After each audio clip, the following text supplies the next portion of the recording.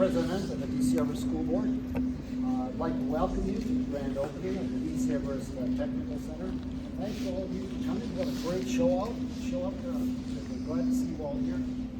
On behalf of the DC Everest School Board, I'd like to first of all thank the taxpayers of the DC Everest School District for approving a referendum that made this great facility available. I'd also like to thank those individuals and businesses who made financial donations here that helped us procure some of the state-of-the-art equipment that our students will use then to come up with the skills that they need to do directly in the workforce here at the local district. And with that, thanks for coming, and with that, I'll turn the podium over to Dr. Gilmore.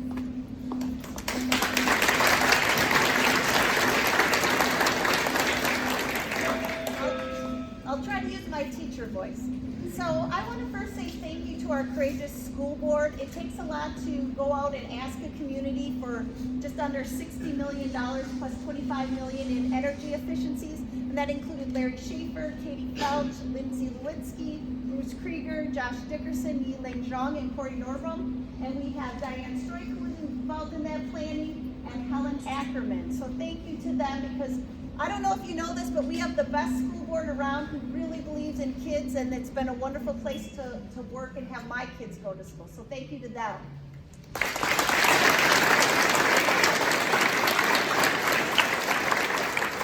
We have some special people. Everyone here is special, but we have our representatives, Pat Schneider and John Spiros, have both showed up today. I think they're hiding. So, and along with Dave Ekman from the Chamber of Commerce, and he brought a team of people. And I believe you're not late, you're on time. Is Dr. Whiters here from NTC and some of her staff? Because we've had tremendous support from NTC along this way. This referendum happened also because we had tremendous support from our community and from our local businesses. We had a vote yes committee. If you were on that, can you raise your hand, please? Todd, we had lots of people, Lewitskis, who really put our kids first, so thank you to them.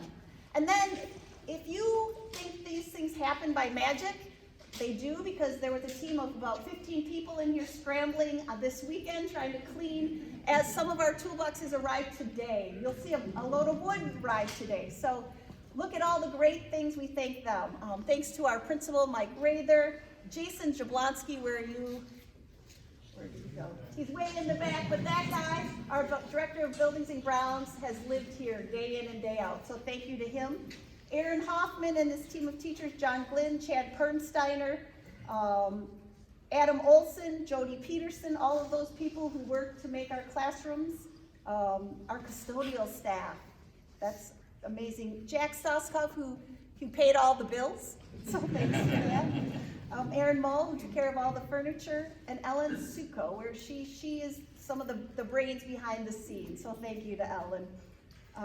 Along with that, I want to say congratulations and thank you to Nexus, who is leading all of our referendum projects, so they are here today, along with Findorf, who is our general contractor. I think you'll be amazed by this facility. I can't imagine how many high schools look like this. And then a list of all the contractors are right up here for this project. If you have a chance, we try to recognize those as we go along. As you know, we have a lot of schools under construction. This summer you will see 6 schools under construction plus a new football field and track. So we will be busy, and we are keeping people in our community busy. So when I think about this referendum, I think back to April 3rd, 2018, and it would only be western Wisconsin if you get 10.6 inches of snow on that day, right? But on that day, an above normal amount of people came out and voted, and they voted yes. 71% of people voted for our kids in this community.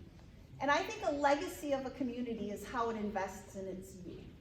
And if you go anywhere in this state, people talk about DC Everest and its commitment to its youth.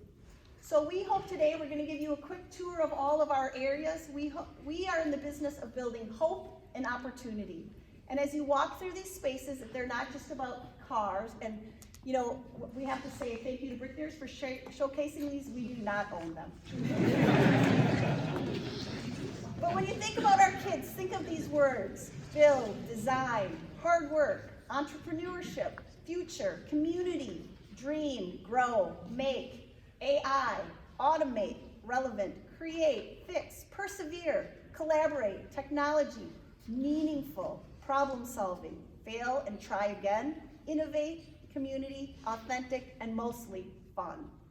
We know that this is just the beginning. Don't think if you're a business owner out here, we're only asking for money. We're also going to ask for you to give our kids, these kids, experiences out in your businesses. We want kids to have a flavor of life readiness, not just college and career. We want them to be ready for what life can bring them. And we know this community offers amazing opportunities. So thank you to our local businesses.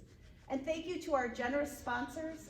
The equipment in this facility didn't happen by accident. We wanted our kids to have state-of-the-art facilities. If you look up at our donor wall and the walls behind me, you'll see one out in the hallway. We have over $450,000 in donations. So a big hand to all of you.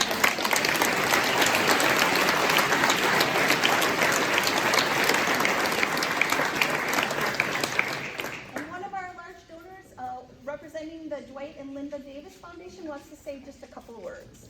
So Jeff Stoop. Thank you, Chris. This will only take about a half an hour. I'm ready to go back to school. This was pretty exciting stuff. There was industrial arts when I was in high school, and I didn't take advantage of it. You know, the life readiness part is so true, because whether you end up working in those areas or you learn how to fix things and work on things or learn more about the technological kind of things, and that's what we live in today, a technology world. It's just really a really good fundamental base for no matter what you do in life. I see a lot of the employers here. The foundation that I represent, I'm the executive director of Dwight and Linda Davis Foundation, and you know, Dwight had 3 careers in this community, but his last one was as the CEO of Green Heck Fan, and now chairman of the board, and I see Jim McIntyre's here in that role, and it was interesting. You know, we go through a process when we decide to do grants, and I make the recommendations, and then our board gets together and we banter and we go back and forth, and I have to prepare and be ready to answer all those questions, and I put this one for the board, and I got a motion to approve it without any banter. All that preparation, and I went right through, and I think that is a sign. You know, one of the fields of interest that Dwight and Linda established for the foundation was economic development, and I can't think of a stronger one than getting our kids ready for the workforce. So we're excited. I'm anxious to see the tour, and we're excited for this project being ready, and the kids are in it and learning. So thank you. Thank you. Jason, state-of-the-art facility that we're grand opening here. Give us an idea of you know, what's changing in the tech ed world here at DC Everett Senior High. So really, our focus was to bring in, you know, being able to modernize and show these kids what businesses are using nowadays. So the days of, you know, dingy, dark facilities, those are over. Our building actually kind of showcases what a traditional auto shop might look like today if you were to build one. They're clean, they're well lit, you have good tools, good working conditions, and we just want to be able to prepare those kids for what they'll be exposed to. Yeah, honestly, it's the first thing I thought when I walked in here. I said, you know, am I here to get an oil change? Am I here to get a tire rotation? Things like that. It's the feel that you get. This is a professional environment. Yeah, the kids here are going to have at their fingertips equipment and tools that they probably won't be able to see anywhere else. And then, you know, it's not just the auto body work, though. There's all kinds of tech ed. It's going to be on here. We talked about hydroponic growing. We talked about, you know, some agricultural things as well. All that's part of this grand opening today as well. Right? Correct. And you know, you talked about the hydroponics. We're actually growing lettuce here that we're going to use within the school.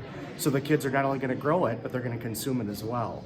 And then it's all just a part of career readiness and things like that. And from what I understand, that was just really the big emphasis here, is getting these kids ready for no matter what kind of job they're going to have, whether they're behind a desk or working with their hands, right? That's correct. It's a matter of getting these kids ready, even if they're not going to go on to college, but maybe into a technical school, but they're prepared for people to give them jobs and they're employable when they leave here. So give us an idea then, because Christine kind of brought it up. We still have a few moving parts to put in place here. They've been working to get this ready for about the last week. When is this going to be open and available for students? It's open right now, so we have a few things we need to finish up. We're waiting on some equipment that's been back ordered, but for the most part, the equipment that the kids are going to use is here, just waiting on a few pieces. So as you go through the labs, you'll see brand new tool chests, you're going to see brand new lathes, milling machines, but then you're going to see non-traditional equipment as well, maybe some robotics. You're going to see, like you said, the aquaponics. And so you see a lot of different stuff that maybe you wouldn't see in a traditional high school. So, then as we're looking at the professional shop here, no chance the students are going to be offering services such as a $29.95 oil change or something like that. That's not the intent. The intent is to get those kids the skills they need to know how to do the work, and that's what we're trying to showcase here. Then, as far as this portion of the referendum, is this complete? Would be considered complete now? Yeah, this is complete. So this part of it, which is our phase 2 of the referendum, is done. We have a third phase for the high school yet, which will be a new front entry, ADA elevators, and just trying to make the building better for everybody to get into and use. When can we expect those phases to be complete then? About another year and a half. All right. Any other phases across the referendum that are going to open? Because I know it wasn't just here; it was all the buildings. So we just opened up the Rothschild Elementary, which was a new cafeteria area and some new kindergarten classrooms, along with a few other classrooms. We opened that mid-semester, so it opened a couple weeks ago. And next we'll move into kind of getting the next phases of summer construction ready. So we're kind of planning. We have the bulk of what we do happens in the summertime, so we're planning for that right now, trying to get that work done and in place. But we will open up at 4 different elementary schools. Some sort of construction will open up at the end of summer. All right. Anything else that we should know then today about what we're here for? No, we're really happy. We had the turnout we had today. A lot of people. We had great community support that contributed to getting these kids the equipment they need. So we really appreciate everything everybody's done. Go. Stop right there.